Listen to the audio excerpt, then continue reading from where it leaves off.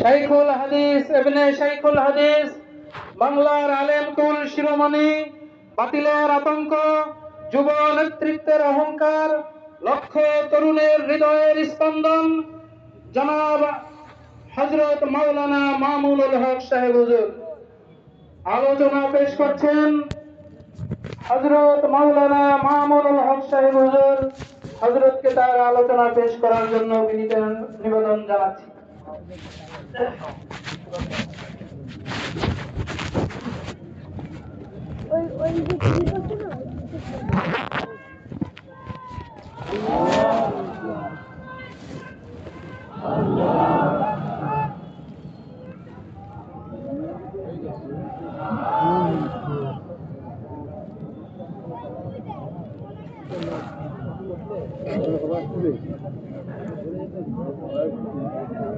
আসসালামু আলাইকুম ওয়া রাহমাতুল্লাহ। পিছনে অনেক মানুষ দাঁড়ানো, ডান দিকে অনেক মানুষ দাঁড়ানো, এখনো জায়গা আছে এখানে বসার মতো। আপনারা যদি একটু বসতে পারেন, সামনের দিকে যারা আছেন ওই সুন্দর খালি জায়গা, সুন্দর ব্যবস্থাপনা আছে, বসে পড়লে মাহফিল আরো সুন্দর হয়। আর এই ক্যামেরা যার সেটা একটু ক্লোজ করে নিয়ে নেয়।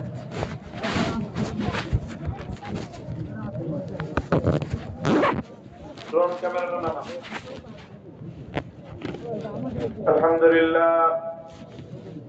الحمد لله نحمده ونستعينه ونستغفره ونؤمن به ونتوكل عليه ونشهد أن لا إله إلا الله وحده لا شريك له ونشهد أن سيدنا ومولانا محمدا عبده ورسوله صلى الله تعالى عليه وعلى آله وأصحابه وبارك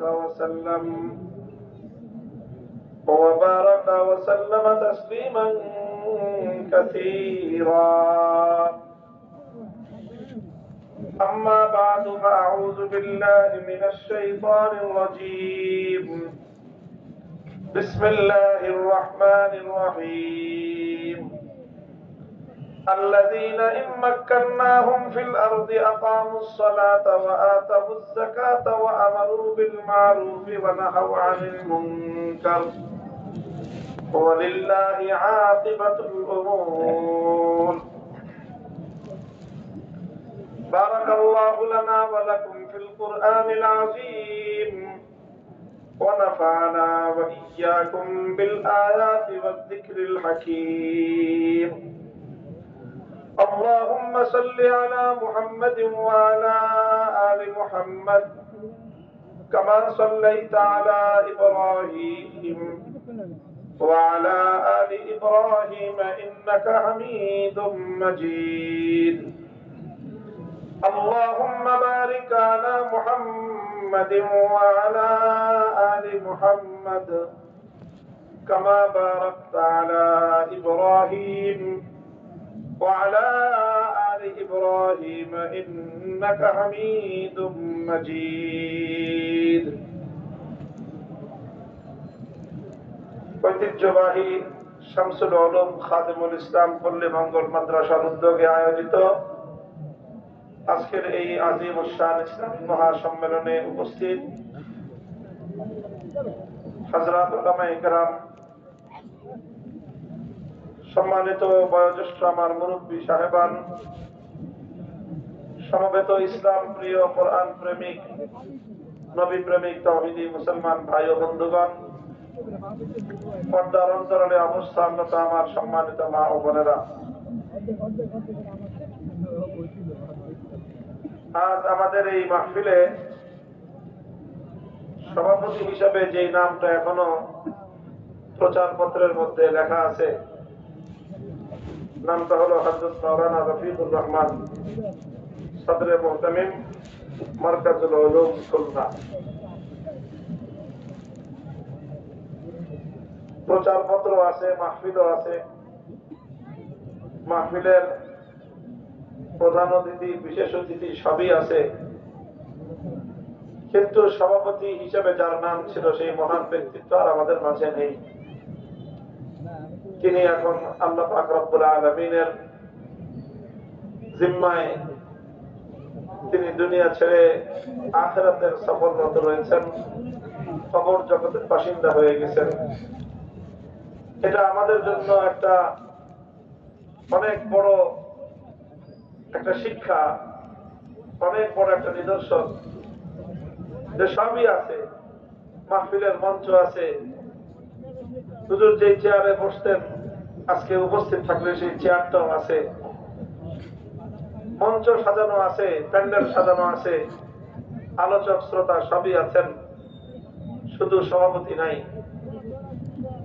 ঠিক এরকম একটা একটা করে ঘটনা ঘটতে থাকবে, বাকি সব থাকবে, মাঝখান দিয়ে আপনি অথবা আমি, আমরা একজন একজন করে এখান থেকে চলে যাব। আল্লাহ পাক রব্বুল আলামিন আমাদের সেই অনন্তকালের যাত্রাটা যেন শুভ করেন, আল্লাহর রহমতের ছায়ায় যেন আমরা যেতে পারি, সেই তৌফিক আল্লাহ আমাদের সকলকে নসিব করেন। আমাদের আজকের এই মাহফিলের সভাপতি হিসেবে নাম ঘোষিত নাম হযরত মাওলানা রফিকুর রহমান সাহেব রহমতুল্লাহি আলাইহি। আল্লাহ পাক রব্বুল আলামিন জান্নাতের মধ্যে, বেহেশতের মধ্যে এরকম সম্মানিত মর্যাদায় আল্লাহ পাক তাকে অভিষিক্ত করুন। আমিন। খুলনায় আমি মাহফিল করলে, আমি গত প্রায় 15-20 বছর ধরে মাহফিল করি, আমার মনে পড়ে না যে আমি কোনো মাহফিলে এসেছি অথচ হুজুর সেই মঞ্চে ছিলেন না, এমন কোন মাহফিল আজকের আগে আমার দ্বারা হয়নি। আজ প্রথমবারের মতো আমার একনিষ্ঠ মুরব্বী, আপনাদের প্রাণ প্রিয় রাহবার, দক্ষিণ বাংলার আলেমকুল শিরোমণি, একজন খাঁটি আল্লাহর রাসূলের সুন্নতের মূর্ত প্রতীক, সদা হাস্যোজ্জ্বল, উত্তম আখলাক এবং উত্তম চরিত্রের জীবন্ত নমুনা হযরত মাওলানা রফিকুর রহমান রহমতুল্লাহি আলাইহি, রফিক আলা, আল্লাহ পাক রব্বুল আলামিন যে সুন্দর জীবন দিয়েছিলেন তেমনি সুন্দর পরিণাম এবং পরকালের মাকাম যেন দান করেন।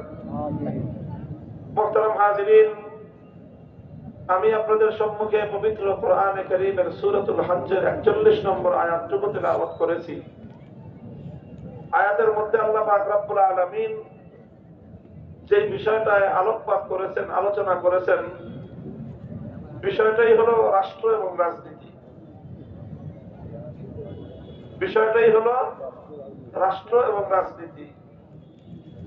কাজেই কোরআনের এই কথা নিয়ে আলোচনা করতে গেলে পুরো আলোচনাই হবে রাজনীতি নিয়ে। এখন এটা কারো পছন্দ হইতেও পারে, কারো পছন্দ নাও হইতে পারে,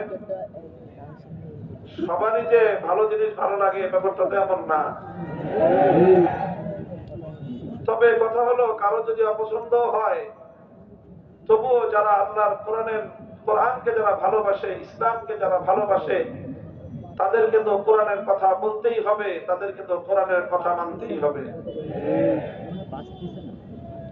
মুহতারাম হাজিরিন, আপনারা জানেন যে আমি বেছে বেছে এই সকল বিষয়গুলি আমার আলোচ্য বিষয় হিসেবে গ্রহণ করি, যে বিষয়গুলির সাথে রাষ্ট্রের সম্পর্ক, রাজনীতির সম্পর্ক, সমাজ ব্যবস্থার সম্পর্ক, বিচার ব্যবস্থার সম্পর্ক, অর্থাৎ প্রচলিত যেই জাহেলি সমাজ ব্যবস্থায় আমরা এখন জীবন যাপন করছি, এই সমাজ ব্যবস্থার যেই জায়গাগুলোর সঙ্গে ইসলামের, আল্লাহর কোরআনের, নবীর আদর্শের সাংঘাতিক বিরোধ রয়েছে, সেই জায়গাগুলো আমি আলোচনা করি। আমার আলোচনার উদ্দেশ্য হলো মানুষকে এই বিষয়গুলোতে, মুসলমানদেরকে সচেতন করা। যারা না জানার কারণে, অসচেতনতার কারণে অসংখ্য মানুষ কুফরির চোরা বালুতে তারা হারিয়ে যাচ্ছে, কুফরির ঘোর অন্ধকারে তারা নিমজ্জিত হয়ে যাচ্ছে, তারা আপাত মস্তক কুফরির মধ্যে ডুবন্ত থেকেও নিজেদেরকে ঈমানদার ভাবতেছে। মানুষের মধ্যে এই জাতীয় ভ্রান্তিগুলো যেন অন্তত সচেতনতা যেন তৈরি হয়, মানুষ যেন নিজেরা নিজেদের ঈমান নিয়ে নতুন করে ভাবে যে আমি কি আসলেই ঈমানের মধ্যে আছি, না আমি আমার অজান্তেই কুফরির সীমানায় চলে গেছি। এই বিষয়গুলো যেন আমরা একটু ভাববার সুযোগ পাই, এই সচেতনতা তৈরি করাই আমার মূল লক্ষ্য। আমার পর্যবেক্ষণ হলো বর্তমানে সমাজে যতগুলো ফিতনা আছে এই ফিতনাগুলোর মধ্যে সবচেয়ে বেশি যেই কারণে ইমানদারদের ইমান নষ্ট হয় সেটা হলো প্রচলিত রাজনীতি। অন্যান্য আরো অনেক অন্যায় অসৎ কাজ আছে, আরো অনেক অপকর্ম সমাজে আছে যেগুলোর দ্বারা মানুষের আমল নষ্ট হয়, যেগুলোর দ্বারা মানুষ বেনামাজি হয়। অনেক অন্যায় অপকর্ম আছে যেগুলোর দ্বারা মানুষ সুদ ঘুষে অভ্যস্ত হয়। অনেক অন্যায় অপকর্ম আছে যেগুলোর দ্বারা মানুষ নানা ধরনের মদ মাদকতা এবং নেশায় আক্রান্ত হয়। অনেক অন্যায় অপকর্ম আছে যেগুলোর দ্বারা মানুষ অশ্লীলতার সঙ্গে জড়িয়ে পড়ে। এই সব অন্যায় অপকর্মের মাধ্যমে মানুষের আমল নষ্ট হয়, আর সবচেয়ে বেশি ঈমান নষ্ট হয় প্রচলিত রাজনীতির মাধ্যমে।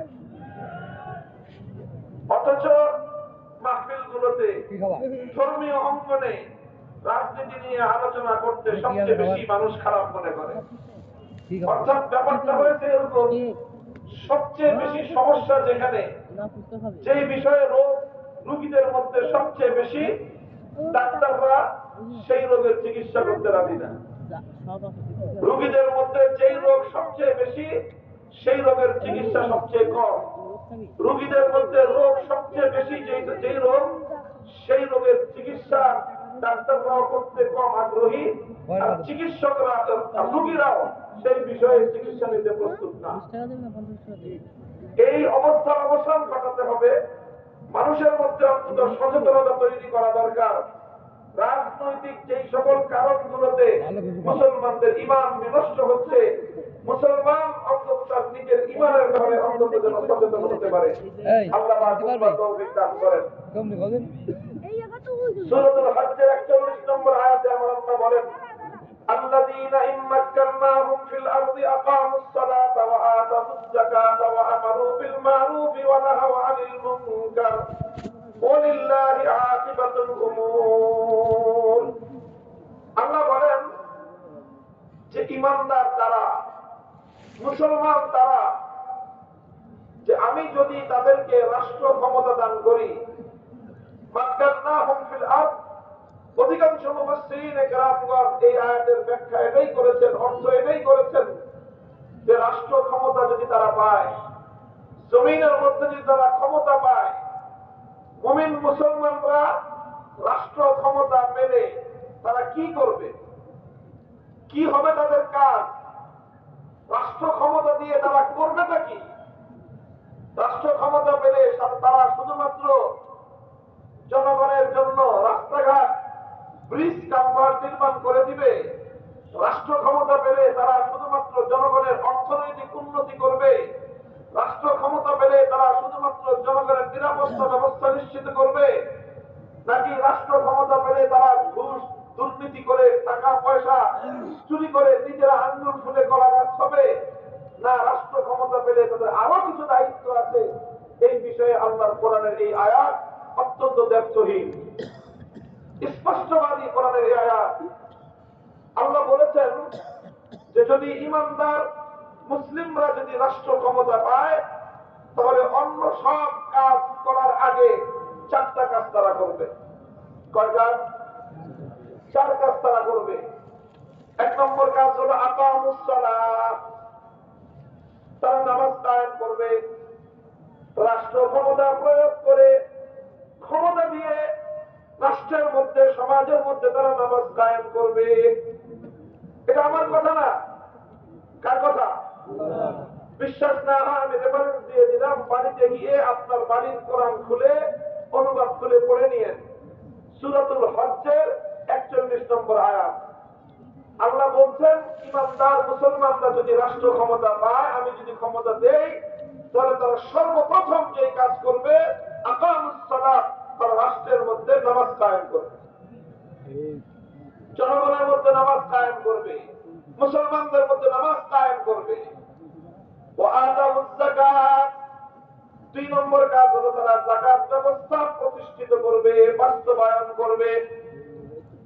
3 নম্বর কাজ হলো আমারু বিল মারুফ, তারা মানুষকে সৎ কাজের আদেশ দিবে।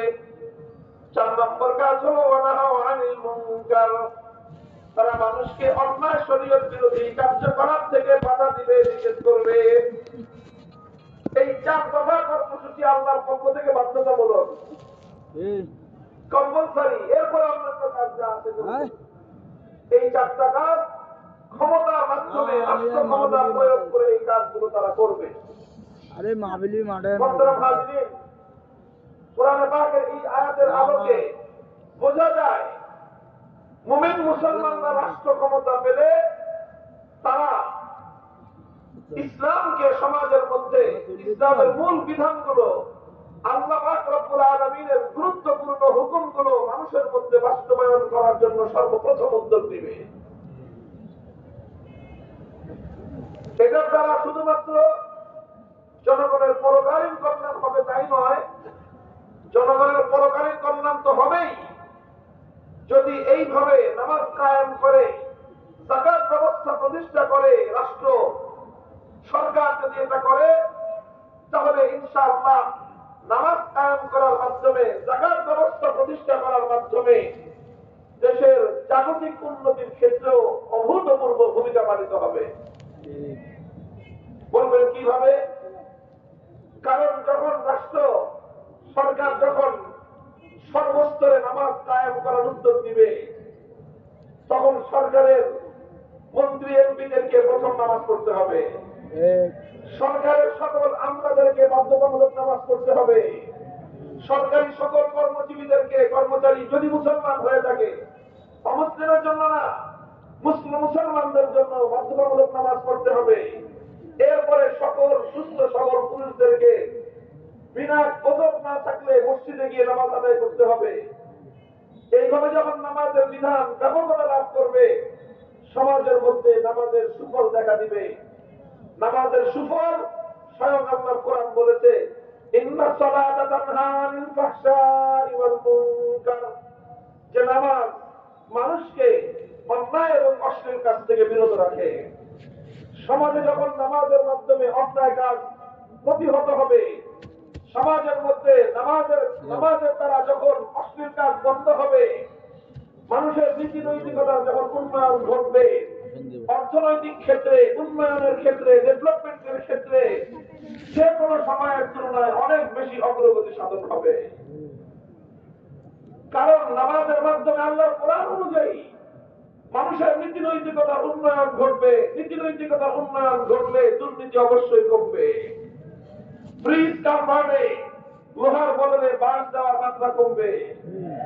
রাস্তাঘাট নির্মাণের ক্ষেত্রে টেন্ডারবাজি করে এবং যারা টেন্ডার দখলকারী, জনগণের সম্পদ, রাষ্ট্রীয় সম্পদ, বিপুল পরিমাণ সম্পদ কুক্ষিগত করে, লুণ্ঠন করে, অল্প টাকা খরচ করে নিম্নমানের কাজ দিয়ে 10 বছরের রাস্তা 1 বছরে ধ্বংস করার মতো প্রবণতা রোধ পাবে। এইভাবে যখন নামাজের মাধ্যমে গোটা রাষ্ট্র ব্যবস্থার নীতি নৈতিকতার উন্নতি ঘটবে, তখন শুধু ধর্মকর্মের উন্নতি হবে না, নামাজের মাধ্যমে দুর্নীতি রোধ হবে, নামাজের মাধ্যমে উন্নয়ন অগ্রগতি পাবে, নামাজের মাধ্যমে জনগণের জাগতিক উন্নতিও সাধন হবে। এই জন্য ইতিহাস পড়লে পাওয়া যায়, খলিফাতুল মুসলিমিন ওমর ফারুক রাদিয়াল্লাহু তাআলা আনহু, যিনি শুধুমাত্র মুসলিম জাতির নয়, পৃথিবীর ইতিহাসের অন্যতম সফল রাষ্ট্রনায়ক হিসেবে সর্বজন স্বীকৃত খলিফা ওমর রাদিয়াল্লাহু আনহু, তিনি তার শাসনকালে সকল প্রশাসক এবং গভর্নরদেরকে লক্ষ্য করে রাষ্ট্রীয় সার্কুলার জারি করেছিলেন।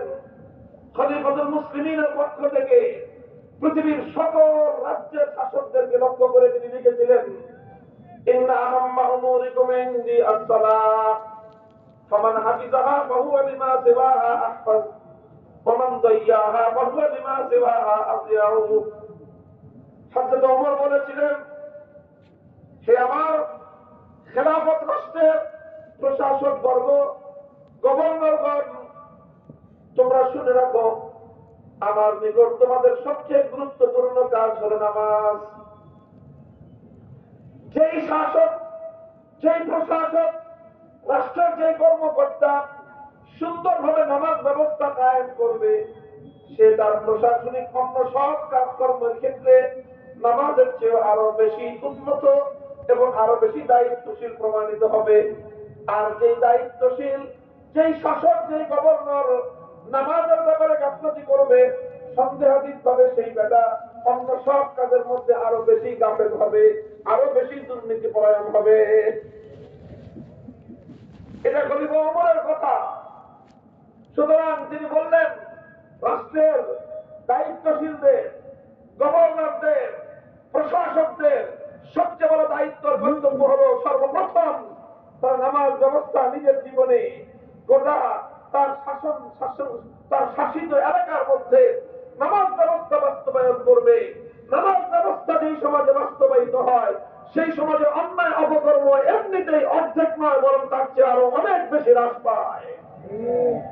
সেই ক্ষেত্রে রাষ্ট্রের অনেক খরচ কমে আসে, নিরাপত্তা খরচ কমে আসবে, রাষ্ট্রের নানা ধরনের অতিরিক্ত খরচ কমে আসবে এবং স্বাভাবিকভাবেই রাষ্ট্র উন্নয়নের ক্ষেত্রে, অর্থনৈতিক ক্ষেত্রে অভূতপূর্ব উন্নতি সাধন করবে। এটা হলো প্রথম কাজ, যে আকামুস সালাত। রাষ্ট্র ক্ষমতা পেলে মুমিন মুসলমানদের প্রথম কাজ হলো নামাজ কায়েম করবে। 2 নম্বর কাজ হলো আতাউজ যাকাত। তারা যাকাত ব্যবস্থা বাস্তবায়ন করবে। যাকাত ব্যবস্থা যদি কোন সমাজের মধ্যে আল্লাহর কোরআনের হুকুম মতে, শরীয়তের বিধান মোতাবেক যদি যাকাত ব্যবস্থা বাস্তবায়ন হয়, আল্লাহর কোরআনের উপর আস্থা রেখে আমরা দায়িত্বহীন ভাষায় চ্যালেঞ্জ করে বলতে পারি যে জাতির মধ্যে, যেই সমাজের মধ্যে যাকাত ব্যবস্থা বাস্তবায়িত হবে, সেই সমাজে দারিদ্র থাকতে পারে না। দারিদ্র বিমোচন হবে, মানুষের অভাব ঘুচবে, বৈষম্য দূর হবে, সাম্য, অর্থনৈতিক সাম্য প্রতিষ্ঠিত হবে। সমাজের মধ্যে অনেক বিশৃঙ্খলা, অনেক ক্লাস, অনেক দ্বন্দ্ব সংঘাত যাকাত ব্যবস্থার মাধ্যমে শুরু থেকে নির্মূল হয়ে যাবে। মুহতারাম হাজিরিন, এটা আমার মূল আলোচ্য বিষয় না, শুধু একটু ব্যাখ্যা করলাম যে কেন আল্লাহ পাক রব্বুল আলামিন রাষ্ট্র ক্ষমতা পেলে মুসলিম শাসকদেরকে প্রথমে নামাজ কায়েম করতে বললেন, এরপরে কেন যাকাত ব্যবস্থা বাস্তবায়ন করতে বললেন, শুধুমাত্র তার ব্যাখ্যা করলাম। এখন আমি আমার মূল আলোচনায় আপনাদের কাছে একটা প্রশ্ন রাখতেছি, বুঝে শুনে জবাব দিবেন। কোরআনে পাকের এই আয়াতের দ্বারা বোঝা গেল যে রাষ্ট্র ক্ষমতা পেলে নামাজ বাস্তবায়ন করবে।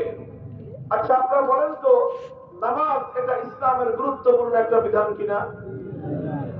নামাজ ইসলাম ধর্মের বরং শুধু গুরুত্বপূর্ণ নয়, বরং ঈমানের পরে নামাজ হলো ইসলাম ধর্মের সর্বাধিক গুরুত্বপূর্ণ বিধান। এরপরে নামাজের পরেই ইসলাম ধর্মের সর্বাধিক গুরুত্বপূর্ণ বিধান হলো যাকাত। কথা বলেন? তাহলে নামাজ ইসলাম ধর্মের বিধান, যাকাত ইসলাম ধর্মের বিধান। আল্লাহ বলছেন মুসলমানরা রাষ্ট্র ক্ষমতা পেলে সেই ক্ষমতার মাধ্যমে নামাজ কায়েম করবে, যাকাত বাস্তবায়ন করবে। এর দ্বারা কি বোঝা গেল? ক্ষমতার সঙ্গে ইসলামের সম্পর্ক আছে না নাই?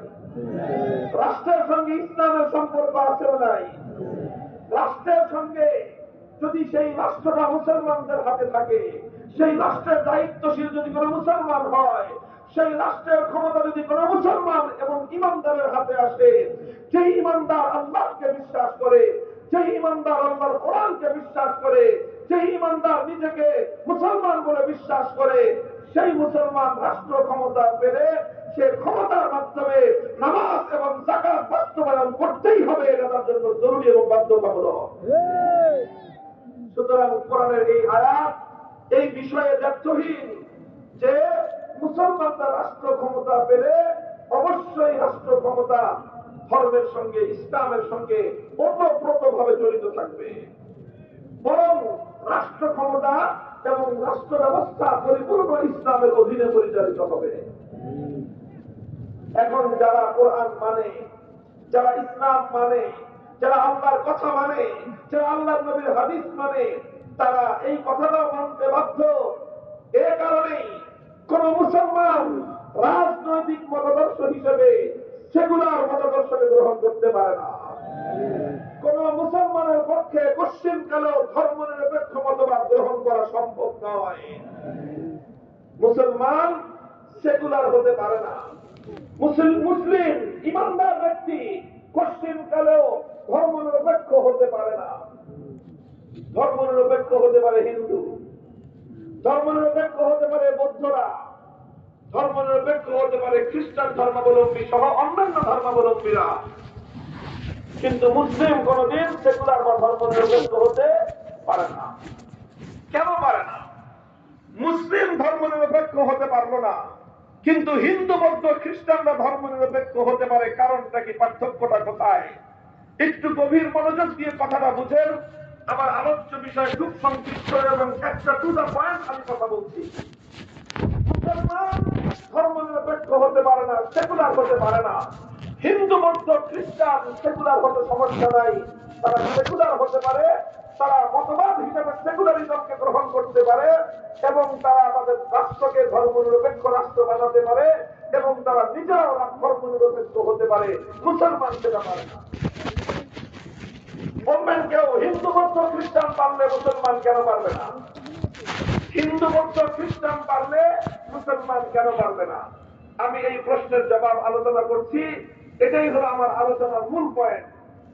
আমার এই আলোচনা বুঝবার জন্য আগে আপনাকে সেকুলারিজমটা কি জিনিস এটা বুঝতে হবে, ধর্ম নিরপেক্ষ মতবাদটা কি জিনিস এটা আপনাকে বুঝতে হবে।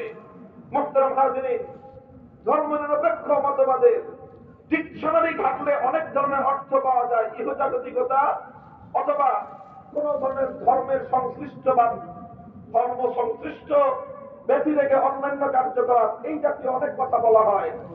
তবে সেকুলারিজমের প্র্যাকটিসিং যে অর্থটা, সেটা হলো সেকুলারিজম বা ধর্ম নিরপেক্ষ মতবাদ এটা এমন একটা রাজনৈতিক মতবাদ যেই মতবাদের মূল কথা হলো রাষ্ট্রের সঙ্গে ধর্মের কোনো সম্পর্ক থাকতে পারবে না। এটা হলো সেকুলারিজম। এটার মধ্যে কোনো রাগ থাকার কিছু নাই। সবাই এই কথা বলে যে রাষ্ট্রটা থাকবে নিরপেক্ষ, রাষ্ট্রটার সঙ্গে কোন ধর্মের বিশেষ সম্পর্ক থাকতে পারবে না, রাষ্ট্রের সঙ্গে ইসলাম ধর্মের সম্পর্ক থাকতে পারবে না, রাষ্ট্রের সঙ্গে হিন্দু ধর্মের সম্পর্ক থাকতে পারবে না, রাষ্ট্রের সঙ্গে বৌদ্ধ ধর্মের সম্পর্ক থাকতে পারবে না, রাষ্ট্রের সঙ্গে খ্রিস্ট ধর্মের সম্পর্ক থাকতে পারবে না। এটা হলো সেকুলারিজম। এখন এই মতবাদটা যদি কেউ গ্রহণ করে, হিন্দু যদি এই মতবাদটাকে গ্রহণ করে, হিন্দু ধর্মের দৃষ্টিকোণ থেকে কোনো সমস্যা নাই। বৌদ্ধ যদি এই মতবাদটাকে গ্রহণ করে, বৌদ্ধ ধর্মের দৃষ্টিকোণ থেকে কোনো সমস্যা নাই। এই মতবাদটাকে যদি খ্রিস্টানরা গ্রহণ করে, খ্রিস্ট ধর্মের দৃষ্টিকোণ থেকে কোনো সমস্যা নাই। কিন্তু এই মতবাদটা যদি কোনো মুসলিম গ্রহণ করতে যায়, তাহলে ইসলাম ধর্মের দৃষ্টিকোণ থেকে মারাত্মক সমস্যা। অন্য ধর্মের সমস্যা নাই, ইসলামের সমস্যা। কারণটা কি?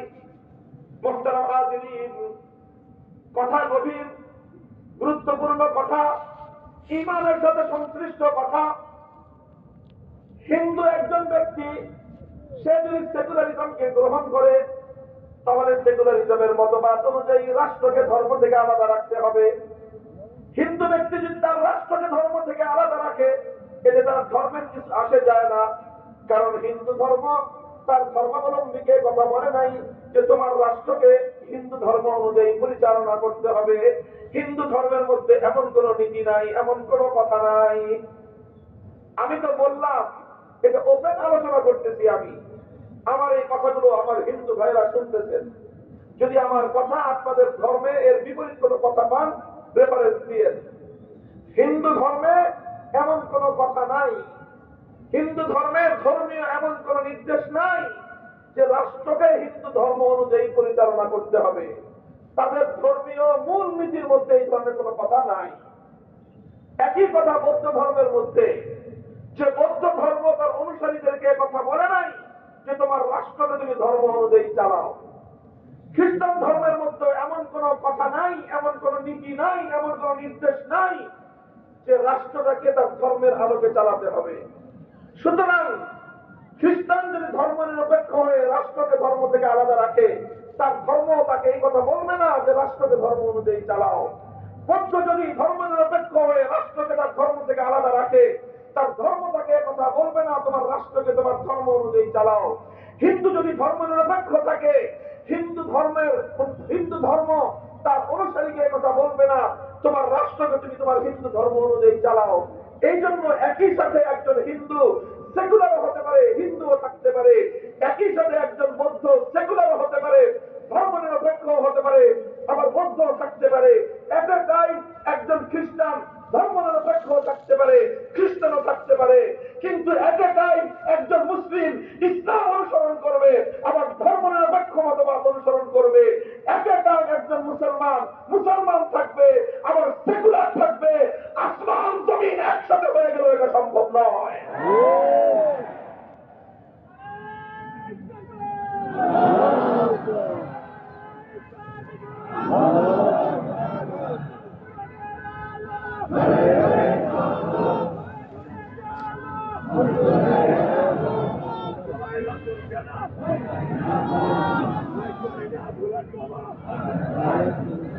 মোহতারাম হাজিরিন, এটা কোনো জোরাজুরির কথা না, এটা কোনো মারামারির কথা না, এটা একাডেমিক আলোচনা।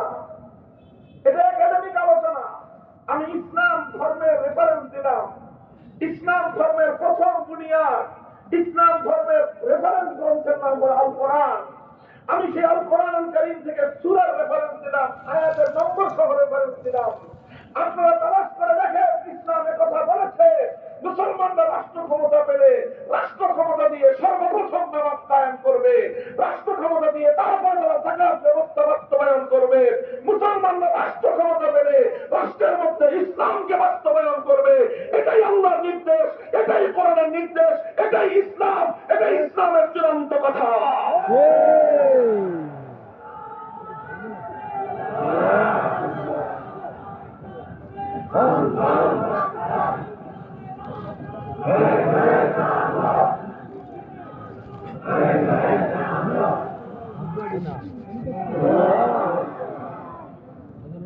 কথাটা এই জায়গায়, অন্য কোন ধর্মের বিরুদ্ধে আমার বিশুদ্ধার করার কোন প্রয়োজন তো নাই। আমি সবগুলো ধর্মের প্রতি যথাযথ সম্মান প্রদর্শন করেই তো সেই সব ধর্মের কথা আমি বলছি। হিন্দু, বৌদ্ধ, খ্রিস্টান সহ পৃথিবীতে আদার্স অন্য যতগুলো রিলিজন আছে, যতগুলো ধর্ম আছে, কোন ধর্ম তার অনুসারীদেরকে এত স্পেসিফিক ভাবে বলে নাই যে তুমি রাষ্ট্র ক্ষমতা পেলে তোমার ধর্মের এই করতে হবে। হিন্দু ধর্ম তার অনুসারীকে কথা বলে নাই, বৌদ্ধ ধর্ম তার অনুসারীকে কথা বলে নাই, খ্রিস্ট ধর্ম তার অনুসারীকে কথা বলে নাই যে তুমি রাষ্ট্র ক্ষমতা যদি তোমরা পাও তাহলে তোমাকে ধর্মের এই কাজ করতে হবে। কোন ধর্মের মধ্যে স্পেসিফিক এমন কোন বক্তব্য নাই। বলবেন তাহলে মোদী যেগুলা করে সেটা হিন্দুত্ববাদী সরকার, মোদী যেটা করে সেটা তার ধর্মের রেফারেন্সে সে করে না। মোদী যেটা করে সেটা ইসলামের প্রতি বিদ্বেষ প্রসূত হয়ে করে। মোদী যেই কাজ করে, হিন্দুত্ববাদ যেটা, সেটা হিন্দু ধর্মের অনুসরণ নয়। হিন্দুত্ববাদ এক জিনিস, হিন্দু ধর্মের অনুসরণ আরেক জিনিস। হিন্দুত্ববাদ হলো ইসলামের প্রতি জিঘাংসা, হিন্দুত্ববাদ হলো ইসলামকে নির্মূল করার চেষ্টা, হিন্দুত্ববাদ হলো সাম্প্রদায়িকতা, হিন্দুত্ববাদ হলো উগ্রবাদিতা, হিন্দুত্ববাদ হলো জঙ্গিবাদ।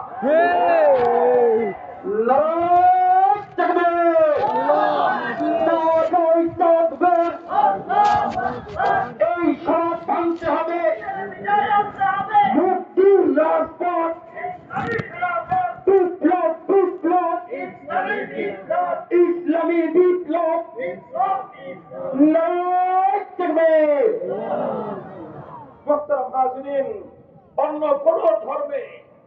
অন্য কোন ধর্মে রাষ্ট্রীয় বিধি বিধান সংক্রান্ত সুনির্ধারিত, সুবিন্যস্ত, সুবিস্তারিত কোন বর্ণনাই নাই।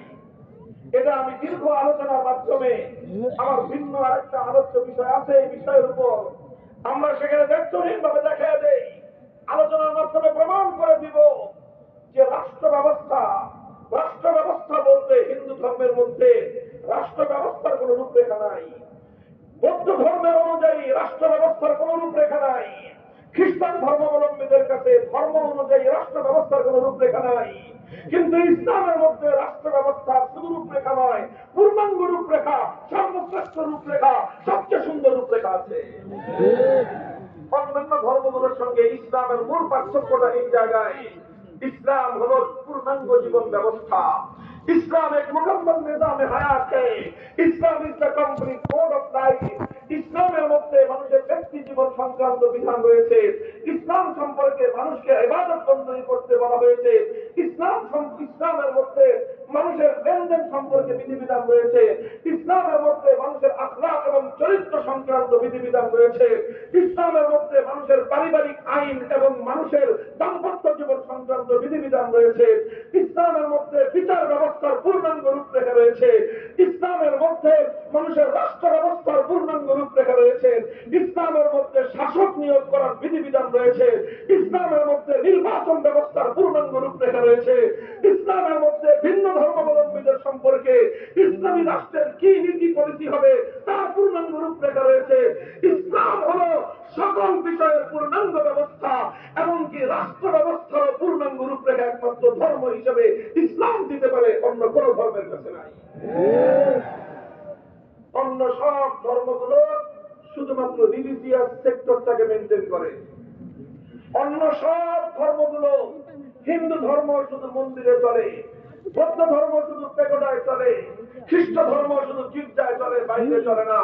ইসলাম ধর্ম মসজিদে যেমন চলে, বঙ্গভবনেও একইভাবে চলে। ইসলাম ধর্ম মসজিদে যেমন চলে, সংসদেও একইভাবে চলতে হয়। ইসলাম ধর্ম মসজিদে যেমন চলে, রাজপথেও একইভাবে চলে। ইসলাম ধর্ম মানুষের ব্যক্তিগত জীবনে যেমন চলে, রাজনীতিতেও একইভাবে চলে। মোহতারাম হাজিরিন, এই জন্য কোন মুসলমান যদি সেকুলারিজমকে গ্রহণ করে, একজন মুসলমান যদি সেকুলার হতে চায়, ধর্মনিরপেক্ষ হতে চায়, তাহলে তার সম্মুখে জটিল একটা প্রশ্ন সামনে চলে আসবে। হিন্দু ধর্মনিরপেক্ষ হলে কোনো প্রশ্ন আসবে না, বৌদ্ধ ধর্মনিরপেক্ষ হলে কোনো প্রশ্ন জটিলতা তৈরি হবে না, খ্রিস্টান ধর্মনিরপেক্ষ হলে কোনো জটিলতা, কোনো প্রশ্নের তৈরি হবে না। কিন্তু কোন মুসলমান যখনই বলবে আমি সেকুলারিজমে বিশ্বাসী, কোন মুসলমান যখনই বলবে সেকুলারিজমটাই হলো আমার রাজনৈতিক মতবাদ, একজন মুসলমান যেই মুহূর্তে নিজেকে সেকুলার বলে পরিচয় দিবে, সঙ্গে সঙ্গে বিনয়ের সঙ্গে আমি তার সঙ্গে দুটো প্রশ্ন রাখবো। কয়টা প্রশ্ন? একজন মুসলমান যখন নিজেকে সেকুলার বলে পরিচয় দিবে, তখন তার সামনে দুইটা প্রশ্ন। প্রশ্নটা হলো এই, ইসলাম তোমাকে বলছে, আল্লাহর কোরআন তোমাকে বলছে রাষ্ট্রকে ধর্মের অধীনে আনো, সেকুলারিজম তোমাকে বলছে রাষ্ট্রকে ধর্ম থেকে আলাদা করো। কথা পরিষ্কার? সেকুলারিজম বলছে রাষ্ট্রকে ধর্ম থেকে আলাদা করো, রাষ্ট্রকে ধর্ম থেকে আলাদা করো। ইসলাম বলছে রাষ্ট্রকে ধর্মের ভিতরে টেনে আনো। এখন তুমি কোনটা মানবা বলো? আপনি কি সেকুলার? আপনার কাছে এই প্রশ্ন তো না। এই প্রশ্ন কার কাছে? যে বলবে সে সেকুলার। গোটা আওয়ামী লীগের টপ টু বটম সবার কাছে প্রশ্ন। রাগ করেন না, আমি আওয়ামী লীগের বিরুদ্ধে বলি নাই, বলছি আওয়ামী লীগ যেহেতু নিজেরা দাবি করে তারা সেকুলারিজমে বিশ্বাসী, এই জন্য তাদের কাছে দলীয় ভাবে প্রশ্ন। বিএনপির বড় একটা গ্রুপ, তারাও এই মতবাদকে নিজেদের মতবাদ হিসেবে ঘোষণা করতে চাচ্ছে।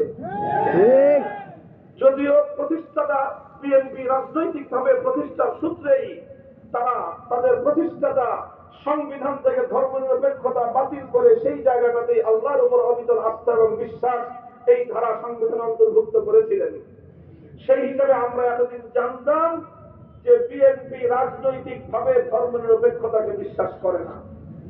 যদি ধর্মনিরপেক্ষতাকে বিএনপি রাজনৈতিক ভাবে বিশ্বাস করত, তাহলে সংবিধান থেকে বিএনপির নেতা এই ধর্মনিরপেক্ষতাকে, সেকুলারিজমকে বাতিল করতো না। তারা যদি ধর্মনিরপেক্ষ হতো, সেকুলারিজমকে যদি তাদের মতবাদ হতো, আদর্শ হতো, তাহলে তারা সেকুলারিজমের জায়গায়, ধর্মনিরপেক্ষতার জায়গায় এক আল্লাহর উপর অবিচল আস্থা এবং বিশ্বাসকে তারা সংবিধানে অন্তর্ভুক্ত করতে পারত না। এই জন্য দলীয় ভাবে বিএনপিকে এই প্রশ্ন করা যায় না। তবে বিএনপির মধ্যে ইদানিং বেশ একটা সংখ্যক দেখা যাচ্ছে যে তারা আওয়ামী লীগের প্রতি খুব বেশি সহানুভূতিশীল। আওয়ামী লীগের দলীয় হিসেবে তাদের প্রতি সহানুভূতিশীল হলে এটা একটা ভিন্ন প্রশ্ন, কিন্তু যদি মতবাদগত আদর্শিক ভাবে যদি তারা তাদের প্রতি একই মতে মতাবলম্বী হয়ে থাকে, একই মতবাদ অনুসরণ করে থাকে, তাহলে তাদের সকলের কাছে আমার বিনীত প্রশ্ন কি, যে ইসলাম বলছে রাষ্ট্রকে ধর্মের অধীনে আনো, সেকুলারিজম বলছে রাষ্ট্রকে ধর্ম থেকে আলাদা করো, এখন তুমি কোনটা মানবা? একই সঙ্গে দুটো মানা সম্ভব না। রাষ্ট্রকে ধর্মের সঙ্গে মিলাই রাখবা, ধর্মের অধীনেও রাখবা, আবার রাষ্ট্রকে ধর্ম থেকে আলাদা রাখবা, এটা সম্ভব? বলেন তো। আমার এই বোতলের মধ্যে পানি আছে, পানিকে বোতলের মধ্যে ভিতরে রাখা হয়েছে, এখন যদি কেউ বলে যে পানিটাকে বোতল থেকে আলাদা রাখো, আবার আরেকজন বলতেছে পানিটাকে বোতলের ভিতরে রাখো, আপনি পানিটাকে বোতলের ভিতরেও রাখবেন, আবার পানিটাকে বোতলের বাইরেও রাখবেন, একসঙ্গে দুটো পালন করা সম্ভব? যে কোনো একটা পালন করতে হবে। হয় পানিটাকে আপনি বোতলের ভিতরে রাখবেন, আর না হয় পানিটাকে বোতল থেকে আপনি আলাদা রাখবেন। কথা বলেন ঠিক না বেশি? ভাই প্রশ্ন তো সোজা, জবাব দাও, বিবেকের কাছে জিজ্ঞাসা করো। তোমরা তোমার বিবেকের কাছে প্রশ্ন করো যে যদি তুমি মুসলমান হয়ে থাকো, আল্লাহর কোরআনকে তুমি বিশ্বাস করবা? কথা বলেন। তুমি যদি ইমানদার হয়ে থাকো, তুমি আল্লাহর কোরআনকে বিশ্বাস করবা? আল্লাহর কোরআনকে বিশ্বাস যদি না করো, তো তুমি যে কি এটা বলার জন্য কোনো হুজুরের দরকার নেই। যে নাকি আল্লাহর কোরআনকে বিশ্বাস করে না, ও তো কাচ্চা মুরতাদ বেঈমান। তুমি যদি ইসলামকে বিশ্বাস করে থাকো, আল্লাহর কোরআনকে বিশ্বাস করবা।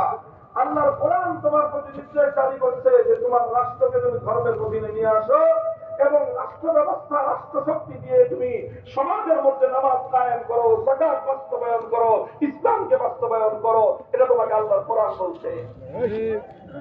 আর সেকুলারিজম বলছে খবরদার, নামাজ তার পার্সোনাল বিষয়, যাকাত তার পার্সোনাল বিষয়, পর্দা তার পার্সোনাল বিষয়, রাষ্ট্র এক্ষেত্রে ইন্টারফেয়ার করতে পারবে না, রাষ্ট্রকে ধর্ম থেকে সম্পূর্ণ আলাদা রাখতে হবে।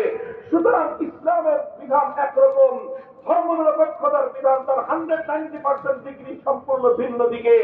আপনাকে হয় ইসলাম মানতে হবে, না হয় ধর্মনিরপেক্ষ মতবাদ মানতে হবে। একসঙ্গে বিপরীতমুখী দুই মতবাদের দুই নৌকায় পায়ে দেওয়া সম্ভব নয়। যদি আপনি বলেন যে হ্যাঁ আমি ইসলাম মানি, সেক্ষেত্রে আপনি ধর্মনিরপেক্ষতাবাদকে তালাক দিতে হবে। আর যদি বলেন যে আমি সেকুলার ধর্মনিরপেক্ষতা মানি, সেক্ষেত্রে আপনি আপনি আর মুসলমান নাই। আপনি দাবি করলেও আপনি মুসলমান নাই, কারণ আপনি ইসলামকে ত্যাগ করে ধর্মনিরপেক্ষ মতবাদে দাখিল হয়েছেন। ইসলাম ধর্মের দৃষ্টিকোণ থেকে একজন মানুষ যেমন হিন্দু মুসলিম হতে পারে, বলেন, একজন মানুষ একই সময়ে হিন্দু মুসলিম হতে পারে, একজন মানুষ একই সময়ে বৌদ্ধ মুসলিম হতে পারে, একজন মানুষ একই সময়ে খ্রিস্টান মুসলিম হতে পারে। ঠিক যেভাবে একজন মানুষ একই সময়ে হিন্দু মুসলিম হতে পারে না, একজন মানুষ একই সময়ে বৌদ্ধ মুসলিম হতে পারে না, একটা মানুষ একই সময়ে খ্রিস্টান মুসলিম যেরকম হতে পারে না, একইভাবে একজন মানুষ একই সময়ে সেকুলার মুসলিম হতে পারে না।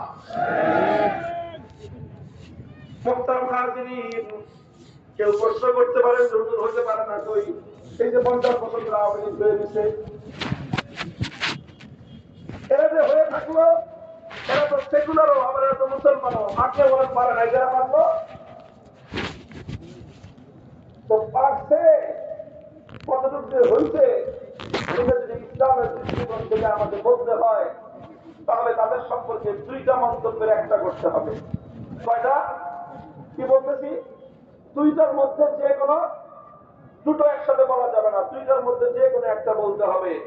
হয় বলতে হবে তারা সেকুলারিজম বিষয়টা বুঝে শুনে, ইসলামটাকে বুঝে শুনে, সেকুলারিজমটাকে বুঝে শুনে তারা সেকুলার যদি হয়ে থাকে, পরিষ্কার কথা তারা বেঈমান, ইমান নাই, এক চুল পরিমাণ ইমান নাই। আরেকটা অংশ হলো তারা না বুঝে শুনে হয়েছে, তারা হয় ইসলামকে বুঝে নাই, আর না হয় সেকুলারিজমকে বুঝে নাই, না বুঝে শুনে আরেকজনের তাদের হুক্কা হুয়া করে। বুঝেন নাই? হুক্কা হুয়া বলে না, শিয়াল একটা হুক্কা হুয়া দিলে সারা জঙ্গলে সব শিয়াল, বুঝুক বা না বুঝুক, কি হয়েছে না হয়েছে এত কিছু বোঝার দরকার নাই। নেত্রী যেহেতু হুক্কা হুয়া বলছে, সব এবার হুক্কা হুয়া বল। এটা হলো আরেকটা সিস্টেম। আমাদের দেশের অধিকাংশ আওয়ামী লীগের হলো এই হুক্কা হুয়া মার্কা সেকুলার। এরা সেকুলারিজম বুঝে না। এরা না বুঝেই মুসলমান হওয়ার পরেও সেকুলারিজমের দাবি করে। এরা আসলে বুঝে না, না বুঝে শুনে সেকুলার হওয়ার কারণে ইমানটা ঠিক আছে, কিন্তু এরা দণ্ড মূর্খের দল। অর্থাৎ মুসলমান হয়ে যারা নিজেদেরকে সেকুলার পরিচয় দিবে, সেকুলারিজম বুঝে থাকলে সে বেঈমান, সেকুলারিজম না বুঝে থাকলে দণ্ড মূর্খ। এর চেয়ে সহজ আর কোন শব্দ তাদের ব্যাপারে নাই। এর চেয়ে আর কোন সরল এবং এর চেয়ে আর কোন সহনশীল শব্দ প্রয়োগ করা সম্ভব নয়। কারণ তুমি যদি না বুঝে শুনে, পড়াশোনা না করে একটা মতবাদ যদি তুমি গ্রহণ করো, বুঝলে না মতবাদটা কি, বুঝলে না মতবাদের মূল বক্তব্য কি, বুঝলে না মতবাদের দাবিটা কি, না বুঝে শুনে যারা মতবাদ গ্রহণ করে, আপনি বলেন তাদেরকে মূর্খ ছাড়ার কোন শব্দের দ্বারা তাদেরকে ব্যাখ্যা করা যায়? হয় যদি বলতে হয় বুঝে শুনে, তুমি যদি বলো দাবি করো যে আমি বুঝে শুনে করতেছি, আমি বলবো তোমার বিরুদ্ধে ফতোয়া হলো তুমি কাফের, তুমি বেঈমান। আর যদি বলো যে না হুজুর আমি না বুঝে শুনে করি, তাহলে তোমার সম্পর্কে সিদ্ধান্ত হলো তুমি গণ্ড মূর্খের দল। মুহতারাম হাজিরিন, কথাটা পরিষ্কার। এটা আমার ঈমানের সঙ্গে সম্পর্ক। এটা শুধু আমার ঈমান নয়, প্রতিটি মুমিনের ঈমানের সঙ্গে সম্পর্ক। আল্লাহ পাক রব্বুল আলামিন ইসলামকে পূর্ণাঙ্গ জীবন ব্যবস্থা হিসেবে নাযিল করেছেন, এবং একজন মুসলমানকে মানতে হলে পূর্ণ ইসলামকে মানতে হবে। খণ্ডিত ইসলামকে মানার, অংশ বিশেষকে মানার আর অংশ বিশেষকে অস্বীকার করবার কোন অধিকার কোন মুসলমানের নাই। আল্লাহর কোরআন বলেছে আফাতুমিনুনা বিবাদিল কিতাব ওয়া তাকফুরুনা বিবাদ ফামা জাযাউ মান ইয়াফআলু যালিকা মিনকুম ইল্লা খিzyun ফিল হায়াতিদ দুনিয়া ওয়া ইয়াওমাল কিয়ামাতি ইউরাদ্দুনা ইলা আশাদ্দিল আযাব। তুমি আল্লাহর কোরআনের কিছু বিধান মানবা, তুমি আল্লাহর কোরআনের কিছু বিধানকে তুমি বিশ্বাস করবা, নামাজের বিধানকে তুমি বিশ্বাস করবা, যাকাতের বিধানকে তুমি বিশ্বাস করবা, হজ এবং রোজার বিধানকে তুমি বিশ্বাস করবা, কিন্তু ইসলামের রাজনৈতিক বিধানকে তুমি বিশ্বাস করবা না, ইসলামের রাষ্ট্র ব্যবস্থাকে তুমি বিশ্বাস করবা না, তাহলে সেক্ষেত্রে তুমি আল্লাহর কোরআনের অংশ বিশেষকে বিশ্বাস করলা আর অংশ বিশেষকে তুমি অস্বীকার করলা। যারা আল্লাহর কোরআনের অংশ বিশেষকে বিশ্বাস করবে আর কিছু অংশকে অস্বীকার করবে, আল্লাহর কোরআন বলতেছে তাদের পরিণাম হলো দুনিয়াতে লাঞ্ছনা, আখিরাতে চিরস্থায়ী জাহান্নামের আযাব। এটা তো আমার কথা নয়, কোরআনের কথা। খুলে খুলে আল্লাহর কোরআন এই কথাগুলো বলে দিয়েছে, খুলে খুলে এই কথাগুলো ইসলামের মধ্যে বলে দেওয়া হয়েছে, কিন্তু এই কথাগুলো আমাদেরকে জাতির সামনে উচ্চারণ করতে দেওয়া হয় না। এই কথাগুলো বলতে গেলেই এক শ্রেণীর মানুষ আমাদের কণ্ঠকে রুদ্ধ করে দেওয়ার চেষ্টা করে, বলে যে হুজুর অন্য ওয়াজ করেন, রাজনীতির কথা বলবেন না। কেন রাজনীতির কথা বলবো না বলো? কেন বলবো না রাজনীতির কথা?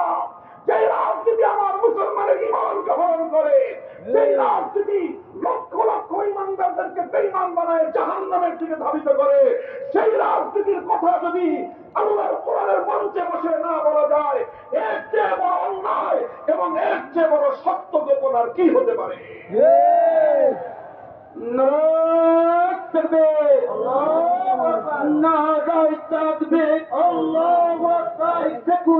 ইসলাম ইসলাম ইসলাম, তুমি কে আমি কে, মুসলিম মুসলিম মুসলিম মুসলিম, তুমি কে আমি কে, হয়তো খেলাফত নয়তো শাহাদাত, মুক্তির রাজপথ ইসলামী খেলাফত। নারায়ে তাকবীর।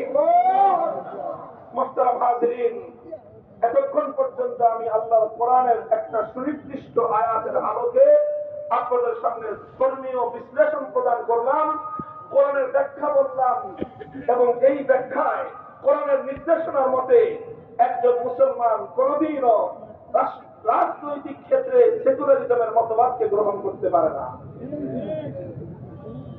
মোহতারাম হাজিরিন, একজন মুসলমান কোনদিন সেকুলার হতে পারে না।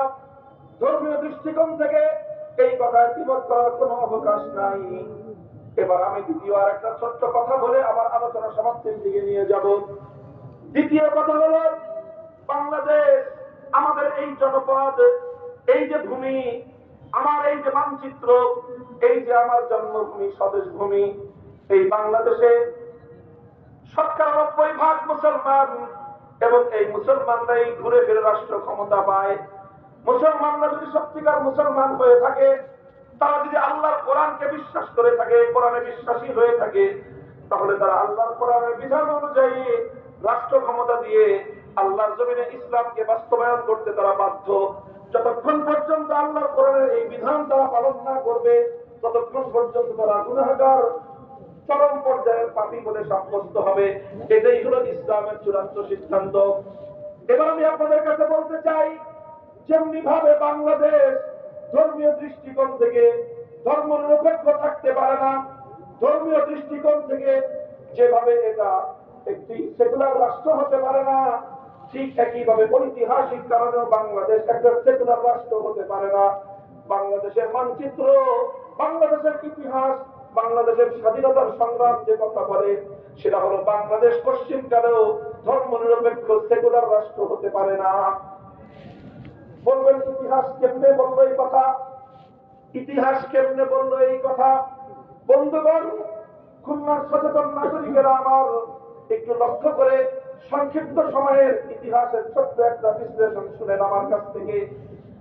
১৭৫৭ সাল, কত? ১৭৫৭ সাল আমাদের এই পাক ভারত উপমহাদেশ ১৭৫৭ সালের পূর্ব পর্যন্ত দীর্ঘ ৭ থেকে ৮০০ বছর পর্যন্ত ইসলামী শাসনের অধীনেই চলত। আল্লাহর কোরআন ছিল সংবিধান, বিচার ব্যবস্থায় ছিল ইসলামী আইন। এভাবেই ৭০০ থেকে ৮০০ বছর পর্যন্ত ভারত উপমহাদেশ চলেছে। ১৭৫৭ সালে এই ভারত উপমহাদেশটা ইংরেজদের কবলে পড়ে যায়।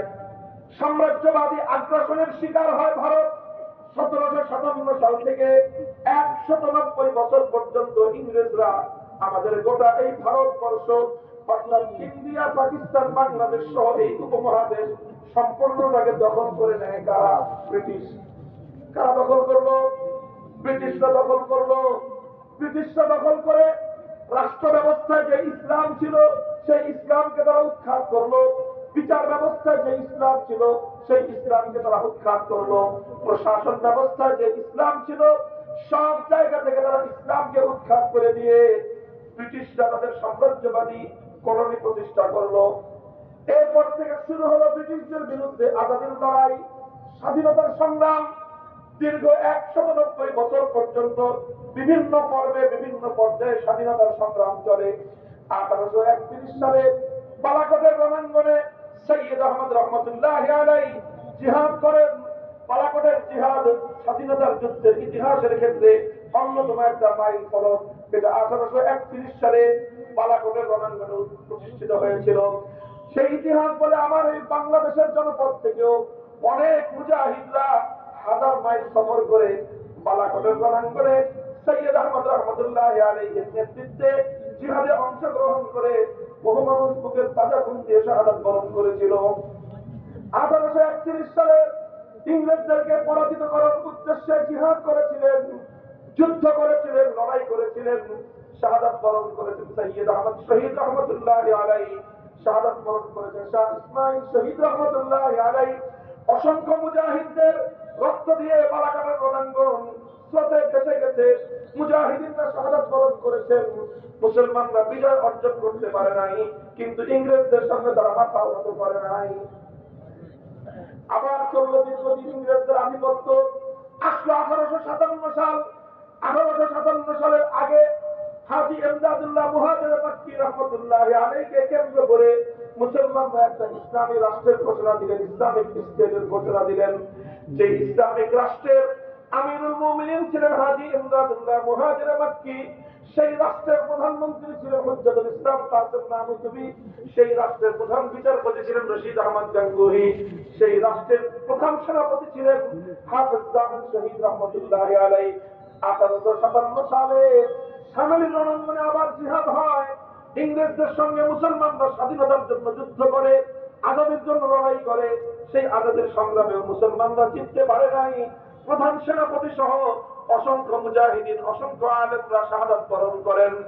1857 সালের এই লড়াইয়ে মুসলমানরা পরাজিত হওয়ার পর মুসলমানদের উপর এক বিভীষিকা নেমে আসে, বিশেষ করে আলেম সমাজের উপর এক বিভীষিকা নেমে আসে। হাজার হাজার আলেমদেরকে ধরে নিয়ে ইংরেজরা ফাঁসি কাস্টে ঝোলায়। ইংরেজ লেখকরা লিখেছে খাইবার থেকে দিল্লি পর্যন্ত 16 মাইল রাস্তা, এই রাস্তার দুই পাশে যতগুলো গাছ ছিল, এমন একটা গাছ বিদ্যমান ছিল না যেই গাছে স্বাধীনতা আন্দোলনে অংশগ্রহণ করার অপরাধে কোন আলেমকে ফাঁসি দিয়ে ঝুলিয়ে রাখা হয়েছে। হিসাব করে দেখুন 18 মাইল রাস্তায় দুই পাশে কত হাজার গাছ থাকতে পারে। প্রতিটা গাছে যদি অন্তত একজন করেও মানুষকে ফাঁসি দেওয়া হয়ে থাকে, এবার চিন্তা করে থাকেন কতজন আলেমকে শুধুমাত্র স্বাধীনতার সংগ্রাম করবার জন্য রক্ত দিতে হয়েছে। অসংখ্য আলেমকে তারা জ্বলন্ত মহিষের চামড়ার মধ্যে ভরে জ্বলন্ত আগুনের মধ্যে পুড়িয়ে হত্যা করেছে। অসংখ্য আলেমকে তারা মহিষের চামড়ার মধ্যে বেঁধে গঙ্গা যমুনার উত্তাল স্রোতের মধ্যে তারা ভাসিয়ে দিয়েছে। ঘরে ঘরে এতিম হয়েছে আলেমদের সন্তানেরা, ঘরে ঘরে বিধবা হয়েছে আলেমদের স্ত্রীরা, কোলখালি হয়েছে আলেম সমাজের মায়েদের। এভাবে অসংখ্য অগণিত হাজার হাজার ধর্মপ্রাণ মুসলমান, হাজার হাজার ওলামায়ে কেরামের রক্তের বিনিময়ে 1857 সালের এই ইংরেজ বিরোধী স্বাধীনতার আন্দোলনকে ওরা দমন করে। কিন্তু দমন করলে কি হবে? স্বাধীনতার চেতনা এটা একটা অগ্নি স্ফুলিঙ্গের মতো। এই অগ্নি স্ফুলিঙ্গকে তুমি যতই নেভাও না কেন, যতই নেভাও না কেন, অগ্নি স্ফুলিঙ্গ চুপ করে থাকে। আবার সময় মতো এই অগ্নি স্ফুলিঙ্গ থেকে আবার আগুনের দাবানল জ্বলে ওঠে। 1857 সালের এই যুদ্ধে পরাজয়ের পর 1866 সালে ওনারা যুদ্ধের কৌশল পরিবর্তন করলেন। দারুল উলুম দেওবন্দ নামে একটা মাদ্রাসা প্রতিষ্ঠা করলেন।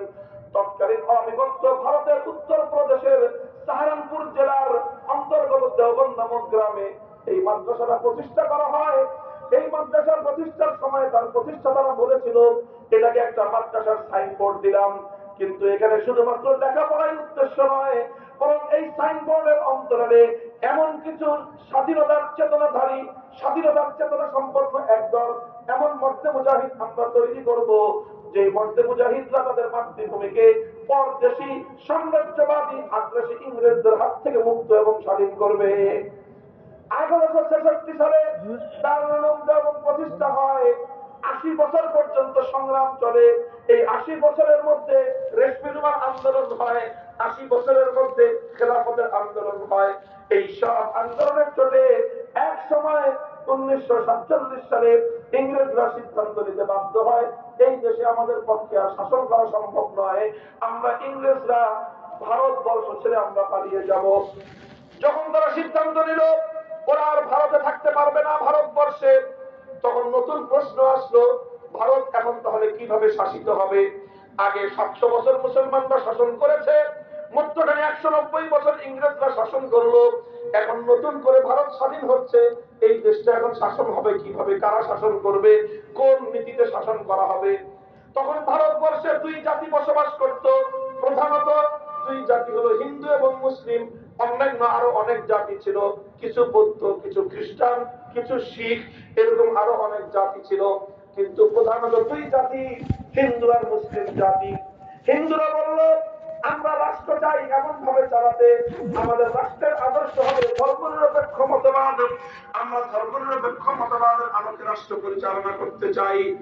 মুসলমানদের মধ্যে কিছু মুসলমান হিন্দুদের সঙ্গে একমত হলেও অধিকাংশ মুসলমানরা বলল যে না, নেসার আলী তিতুমির বাঁশের কিল্লা করেছে, ধর্মনিরপেক্ষ রাষ্ট্র গড়বার জন্য নয়।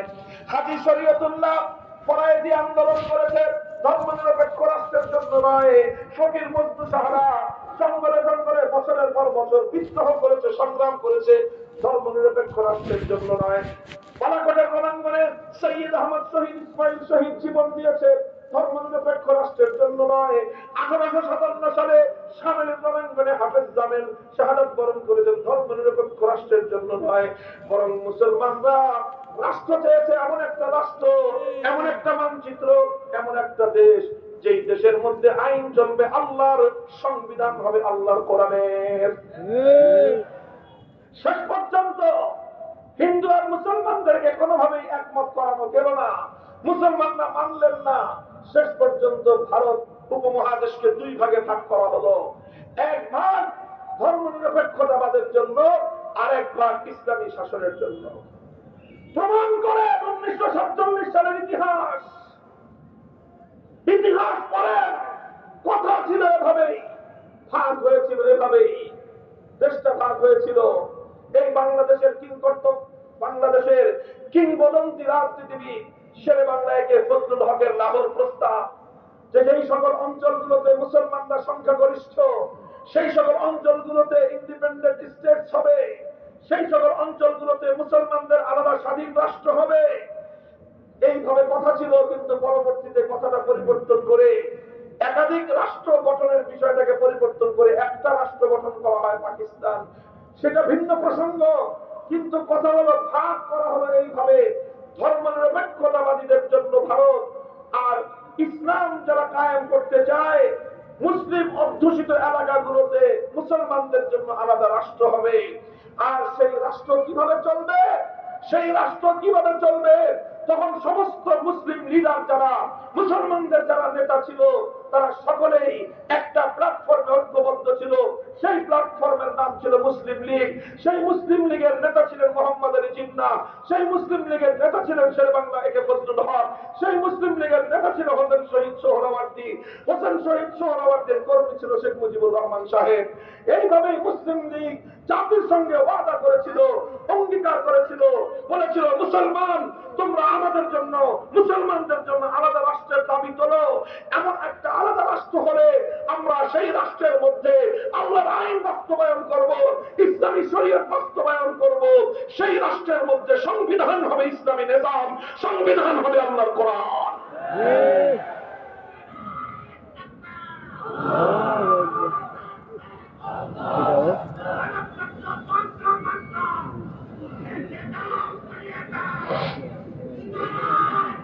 নারায়ে তাকবীর, আল্লাহু আকবার, নারায়ে তাকবীর, আল্লাহু আকবার। তন্ত্রমন্ত্রের দিন শেখ খেলাফতের বাংলাদেশ, মুক্তি, রাজপথ, ইসলামী খেলাফত, এই সমাজ ভাঙতে হবে, দিনের বিজয় আনতে হবে। নারায়ে তাকবীর, আল্লাহু আকবার। হাজিরিন, শেষ পর্যন্ত দেশটা ভাগ হলো। সেই ভাগের মধ্যে, ভাগাভাগির মধ্যে মুসলমানদের সঙ্গে অনেক বৈষম্য করা হলো। মুসলমানরা ভাগে যতটুকু জমি পায় ততটুকু দেশ তাদেরকে দেওয়া হলো না। ইংরেজরা পার্সিয়ালিটি করে হিন্দুদেরকে জিতায় দিল, ভারতকে জিতায় দিল, ভারতের পক্ষ তারা দিল, ভারতের পক্ষে পার্সিয়ালিটি করলো, মুসলিম ভূখণ্ডকে তারা ঠকায় দিল। আর যদি আপনারা বাংলাদেশের মানচিত্রটাকে একটু দেখেন তাহলে এই নির্মম সত্যের প্রমাণ আপনারা পাবেন। বাংলাদেশের মানচিত্রটাকে এমন ভাবে আঁকা করেছে, মনে হয় যেখান থেকে ইন্দুর খেয়ে গেছে। খালি এত ইন্দুর বাংলাদেশের সীমান্তে আসলো থেকে। আসল কাহিনী হবে দেশ যখন ভাগ হবে সোজা টান হবে, এক পাশে তুমি এক পাশে আমি, কিন্তু এইভাবে ভাগ করা হয় নাই। খালি এরকম ভাবে মনে হয় তেল্লাচোরা ছেড়ে দিছে আর সীমান্ত দিয়ে তেলাচোরা গেছে, এইভাবে আঁকা হয়েছে। ঘটনাটা কি? ঘটনা হলো এই, আসলে সীমান্তবর্তী যে সকল এলাকাগুলোতে মাখন বেশি ছিল, ক্রিম বেশি ছিল, সেগুলোকে ভারতের হাতে তুলে দেওয়া হয়েছে। যে এলাকাগুলোতে খনিজ সম্পদ বেশি সেটাকে ভারতের হাতে তুলে দেওয়া হয়েছে। যেখানে দার্জিলিং পর্যটন পয়েন্ট হতে পারে সেটাকে ভারতের হাতে তুলে দেওয়া হয়েছে। যেখানে পাহাড়ের নিচে মূল্যবান পাথর থাকতে পারে সেটাকে ওই পাশে ঠেলে দিয়ে সব জায়গায় আঁকা করে মুসলমানদের কাছে সমস্ত ভাবে বঞ্চনার, বৈষম্যের শিকার হয়েছে মুসলমানেরা। আমরা সব বৈষম্য মেনে নিয়েছি, সমস্ত জুলুম আমরা মেনে নিয়েছি, আমরা ঠকে গিয়েছি। যতটুকু পাওয়ার কথা তার চেয়ে অনেক কম পেয়েছি। অনেক কম পাওয়ার পরেও সান্ত্বনা আমাদের একটাই ছিল, আমাদের পূর্বপুরুষদের একটাই বক্তব্য ছিল, রাষ্ট্র আমাদের ছোট হতে পারে, রাষ্ট্র আমরা গরিব হতে পারি, রাষ্ট্র আমরা অনুন্নত হতে পারি, আমরা অর্থনৈতিক প্রয়োজনে থাকতে পারি, 3 বেলা না খেয়ে থাকতে পারলে 1 বেলা খাবো, 1 বেলা পেটে খাবার না জুটলে প্রয়োজনে আমরা পেটে পাথর বাঁধবো, কিন্তু আমরা এমন একটা রাষ্ট্র চাই, এমন একটা ভূখণ্ড চাই, এমন একটা মানচিত্র চাই, যে মানচিত্রে ব্রিটিশ প্রবর্তিত কালো আইন চলবে না, ব্রিটিশদের মানব রচিত কোনো তন্ত্রমন্ত্র চলবে না, যে রাষ্ট্রে আইন চলবে একমাত্র কার? এই ছিল আমাদের পূর্বপুরুষদের চেতনা, এই ছিল আমাদের পূর্বপুরুষদের তামান্না, হৃদয়ের আকাঙ্ক্ষা। এভাবেই দেশটা ভাগ হলো। দেশ ভাগ হওয়ার পর থেকে শুধুমাত্র আমাদের বঞ্চনার ইতিহাস, 1947 সালের পর থেকে ইতিহাস, মুসলমানদের সঙ্গে তাদের নেতৃবৃন্দ, রাজনৈতিক নেতাদের গাদ্দারির ইতিহাস, মুসলমানদের জাতির সঙ্গে তাদের রাজনৈতিক লিডারদের বিশ্বাসঘাতকতার ইতিহাস, মুসলিম নেতৃবৃন্দের আল্লাহর সঙ্গে এবং ইসলামের সঙ্গে গাদ্দারির ইতিহাস, বিশ্বাসঘাতকতার ইতিহাস। 24 বছর পর্যন্ত স্বৈরাচারী পশ্চিম পাকিস্তানি শাসকরা জাতির সঙ্গে কৃত ওয়াদা পুরা করলো না, ওরা শুধুমাত্র কালক্ষেপণ করতে করতে করতে করতে 24টা বছর কাটায় দিল, কিন্তু প্রতিশ্রুতি সহ, প্রতিশ্রুতি মাফিক, ওয়াদা অনুযায়ী, বিশ্বাস অনুযায়ী, কমিটমেন্ট অনুযায়ী মুসলিম রাষ্ট্রে ইসলামী শাসন প্রতিষ্ঠা করলো না, কোরআনী সংবিধান ওরা বাস্তবায়ন করলো না। এরপরে আসলো 1971 সাল, জালিমের বিরুদ্ধে মুসলিমের লড়াই ছিল। 1971 সালের আগে এবং 71 সালের মুক্তিযুদ্ধ চলাকালীন 9 মাসে কোন নেতা, কোন নেত্রী, পাতি নেতা, খাতি নেতা, ছাতি নেতা কেউ কোনদিন বাংলাদেশের মাটিতে আওয়াজ তুলবার সাহস পায় নাই যে দেশটা স্বাধীন হলে ধর্মনিরপেক্ষ রাষ্ট্র হবে। 47 থেকে 71-এর 26শে মার্চ থেকে 16ই ডিসেম্বর পর্যন্ত কেউ একথা বলে নাই যে এই দেশ ধর্মনিরপেক্ষতা মতবাদ অনুযায়ী চলবে। সকলেই বলেছিল ইনশাআল্লাহ, সকলেই বলেছিল আল্লাহ কোরআন সুন্নাহর আইন অনুযায়ী চলবে, সকলেই বলেছিল কোরআন সুন্নাহ বিরোধী কোনো আইন চলবে না। এই সব কথা বলে 1971-এর 16ই ডিসেম্বর যখন বাংলাদেশ স্বাধীন হলো, স্বাধীনতার পর ভারতের একতরফা চাপে ভারতের প্রধানমন্ত্রী তৎকালীন শ্রীমতী ইন্দিরা গান্ধী বাংলাদেশের স্বাধীনতার নেতা শেখ মুজিবুর রহমান সাহেবকে ডেকে নিয়ে তাকে জোরপূর্বক ধরায় দিলেন, বললেন ভারতের যে সংবিধান আছে সেই হুবহু ভারতের সংবিধানের মূলনীতিগুলো কপি করে তোমাকে বাংলাদেশের সংবিধান তৈরি করতে হবে। এগুলো আমাদের বানানো কথা নয়। 72 সালের সংবিধানের মৌল 4 নীতি, ধর্মনিরপেক্ষ মতবাদ, জাতীয়তাবাদ, গণতন্ত্র, সমাজতন্ত্র, এই 4 মূলনীতি ভারতের সংবিধান থেকে কপি করা। অর্থাৎ 71 সালে বাংলাদেশ ও পশ্চিম পাকিস্তানি হানাদারদেরকে ঠ্যাঙ্গায় বিদায় করেছে, আর সঙ্গে সঙ্গে বাংলাদেশটাকে ভারত মাতার চরণ তলে বলি দেওয়ার ব্যবস্থা করা হয়েছে। লম্বা ইতিহাস। 75-এর পট পরিবর্তনের পরে কিছুটা চেষ্টা করেছেন 2-1 লোক ভারতের চরণতল থেকে বাংলাদেশটাকে মুক্ত করার জন্য। যারাই যখন চেষ্টা করেছে ভারতের চরণতল থেকে বাংলাদেশকে সক্রিয় এবং স্বাধীনতার চেতনায় উজ্জীবিত হয়ে বাংলাদেশকে মাথা উঁচু করা, আত্মসম্মান পদে উজ্জীবিত এক জাতি হিসেবে প্রস্তুত করতে, তারাই হত্যাকাণ্ডের শিকার হয়েছে। এভাবেই চলতে চলতে সর্বশেষ আবার 2008 সালে নির্বাচিত হয়ে সেই আওয়ামী লীগ নেত্রী শেখ হাসিনা আবার বাংলাদেশের সংবিধান থেকে আল্লাহর উপর আস্থা এবং বিশ্বাসকে হটায় দিয়ে আবার সেই ভারত থেকে আমদানি করে ধর্মনিরপেক্ষ মতবাদ সংবিধানের মধ্যে প্রবর্তিত করে। এখন 2024 সালের বাংলাদেশ, এখন 2024 সালের বাংলাদেশ 2008 সালের ইতিহাস ভুলে যান, 2024 সালের ইতিহাস ভুলে যান, 2019 সালের বৈষম্যের বাংলাদেশ ভুলে যান, 2024 সালের প্রহসনের নির্বাচনের ইতিহাস ভুলে যান। বলবেন সব ভুলবো, মনে রাখবো কি? 3টা জিনিস শুধু মনে রাখতে হবে। 1 নম্বর, 47 সালে দেশটা ভাগ হয়েছিল কিভাবে, 71 সালে মুক্তিযুদ্ধটা হয়েছিল কিভাবে, 24 সালে গণ অভ্যুত্থানটা হয়েছিল কিভাবে। এই 3 বুনিয়াদের উপর বাংলাদেশ আগামী দিনে নির্মিত হবে। এই 3 বুনিয়াদের উপর আগামী বাংলাদেশ নির্মাণ করতে হবে।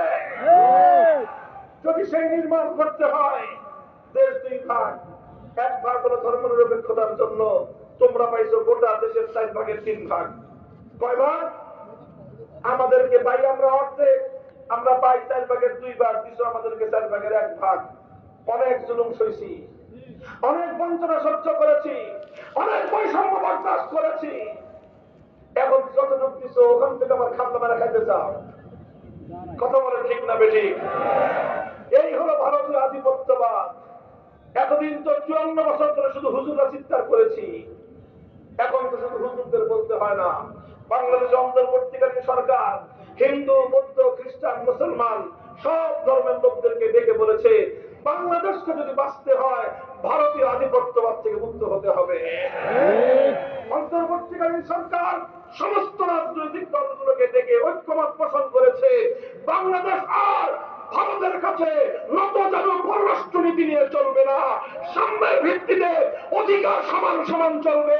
তাহলে তোমাদের সঙ্গে আমাদের কূটনৈতিক সম্পর্ক থাকবে, অন্যথায় সেই সম্পর্কে আগুন ধরা। নারায় তাকবীর, নারায় তাকবীর। হিন্দুত্ববাদীদের আস্তানা জ্বালিয়ে দাও, পুড়িয়ে দাও। পাগলের হাতিয়ার গর্জে উঠুক আরেকবার, জামিনের হাতিয়ার গর্জে উঠুক আরেকবার, হাজী শরিয়তুল্লাহর হাতিয়ার গর্জে উঠুক আরেকবার, তিতুমিরের হাতিয়ার গর্জে উঠুক আরেকবার, মৌলানা হাতের হাতিয়ার গর্জে উঠুক আরেকবার, শান্তার হাতিয়ার গর্জে উঠুক আরেকবার। নারায় তাকবীর। কাজে এখন আমাদের পরিষ্কার কথা, কথা আপোষেই বলি, রাগারাগির কোনো বিষয় নাই। ভাগাভাগি হয়েছে, তুমি পাইছে 1 ভাগ, আমি পাইছি 1 ভাগ। ওই ভাগের কথা বলতে গেলে পুরান কথা উঠায় না, তাহলে কিন্তু আমরা তখনকার জুলুম এবং বৈষম্যের বিরুদ্ধে কথা বলা শুরু করব। তখন আবার আমরা দার্জিলিং দাবি করব, সীমান্তর কাঁটাতারের বেড়া সোজা করার কথা বলবো, আমাদের থেকে জোর করে যে সমস্ত ভূখণ্ডগুলো কেড়ে নেওয়া হয়েছে সেই সব ভূখণ্ডের দাবি তুলব।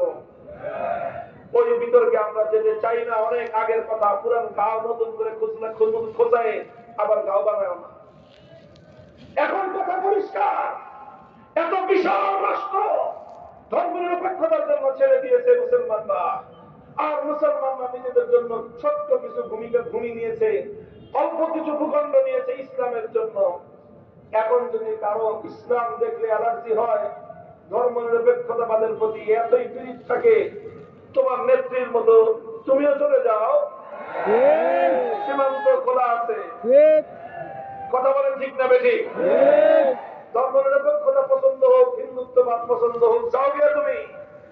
শাহজালালের বাংলায়, খানজাহানের বাংলায়, হাজী শরিয়তুল্লাহর বাংলা মুক্ত হয়েছে, স্বাধীন হয়েছে, রক্ত দিয়ে কেনা হয়েছে। ধর্মনিরপেক্ষ মতবাদের জন্য নয়, ইসলামের জন্য, আল কোরআনের রাজ করবার জন্য। নারায়ে তাকবীর, নারায়ে তাকবীর।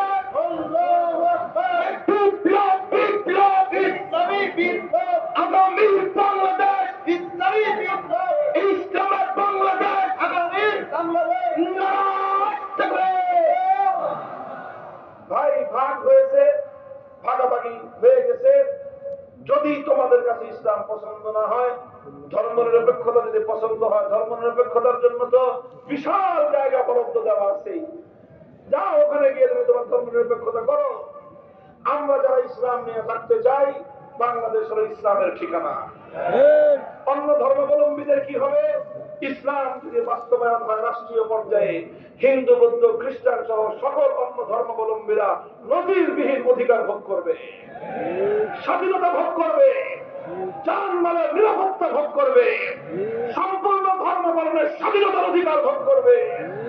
কোন সংখ্যালঘু ভিন্ন ধর্মাবলম্বীদের দিকে চোখ তুলে তাকাবার কারো সাহস হবে না। এই ভণ্ডামের রাজনীতি বন্ধ হবে। রাতের অন্ধকারে কালনাগিনী হয়ে সবল মারা, দিনের আলোতে ওজা হয়ে থাকতে আসার এই নাটকের রাজনীতি চলবে না। সেজন্য আমাদেরকে ইসলামী রাষ্ট্র ব্যবস্থা প্রতিষ্ঠার জন্য সোচ্চার হতে হবে। মোহতারাম হাজিরিন, আমার আলোচনা শেষ। আমি আপনাদের কাছে একটা কথাই বলতে চাই, দেখেন অনেক রঙের বাংলাদেশ দেখা হয়েছে, কথা বলেন ঠিক না বেঠিক? আমরা এক সময় সোনার বাংলাদেশ দেখেছি, এরপরে নতুন বাংলাদেশ দেখেছি। তাই বসেন, মূল কথাই তো শুনেন নাই মিয়া। এই বসেন। আমরা প্রথমে সোনার বাংলাদেশ দেখলাম, এরপরে নতুন বাংলাদেশ দেখলাম, এরপরে সবুজ বাংলাদেশ দেখলাম, এরপরে ডিজিটাল বাংলাদেশ দেখলাম, সবশেষে স্মার্ট বাংলাদেশও দেখা শেষ। কথা বলেন ঠিক না বেঠিক? জুলাই আগস্টের বিপ্লবের পর বাংলা টেকনাফ থেকে তেঁতুলিয়ায় মুসলিম জনপদ থেকে যেভাবে ভাস্কর্য নামক মূর্তিগুলোকে বিদায় করে হয়েছে, এর ভিত্তিতে আমরা এখন স্বপ্ন দেখছি আগামীর বাংলাদেশ হবে ইসলামের বাংলাদেশ, খেলাফতের বাংলাদেশ। নারায়ে তাকবীর, নারায়ে তাকবীর, আল্লাহু আকবার। মামুনুল হক জিন্দাবাদ, যুব সমাজ জাতীয়তাবাদ, মুসলিম সমাজ জাতীয়তাবাদ, আমার হক জিন্দাবাদ, বিপ্লব বিপ্লব, ইসলামী বিপ্লব, নারায়ে তাকবীর। হ্যাঁ, ইসলামের সেই বিপ্লবের জন্য কাজ করবেন তো? খাম ঝাড়ানো পরিশ্রম করতে হবে, করবেন তো? খাম ঝাড়ানোর পর চোখের অশ্রু দিয়ে আল্লাহর কাছে সাহায্য কামনা করতে হবে, করবেন তো? এরপরে ঘাড়ের অশ্রু দিয়ে যখন বিপ্লবের জন্য মাটি উর্বর হবে, সেই উর্বর মাটিতে আল্লাহ দিনের বিজয়ের জন্য শহীদি ঈদগাহে শাহাদাতের জন্য রক্ত দেওয়ার জন্য মাথায় কাপড়ের কাপড় বেঁধে কারা কারা প্রস্তুত হবেন, উপস্থিত হবেন সমগ্র।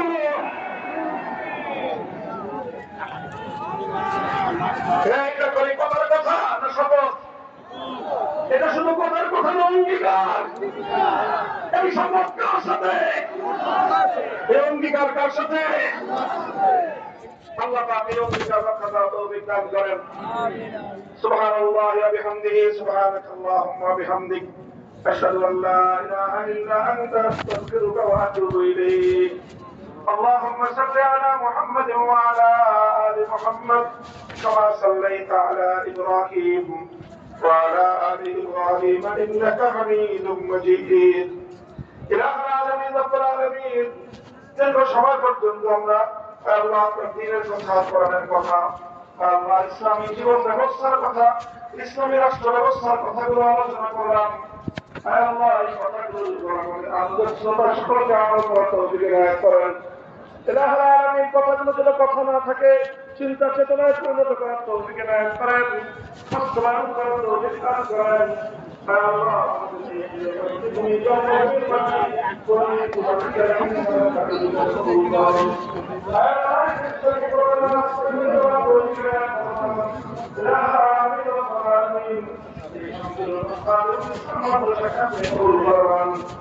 তামিল করতে তামিল আমাদের সব কিছু অনুসরণ করুন।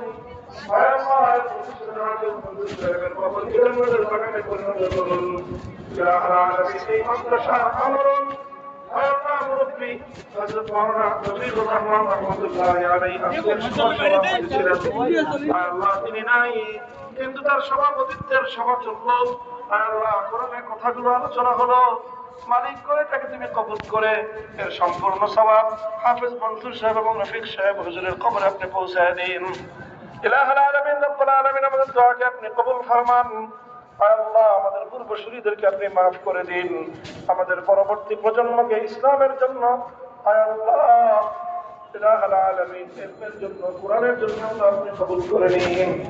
রব্বানা তাকাব্বাল মিন্না ইন্নাকা আনতাস সামিউল আলিম وتب علينا يا مولانا إنك أنت التواب الرحيم. سبحان ربك رب العزة عما يصفون وسلام على المرسلين والحمد لله رب العالمين.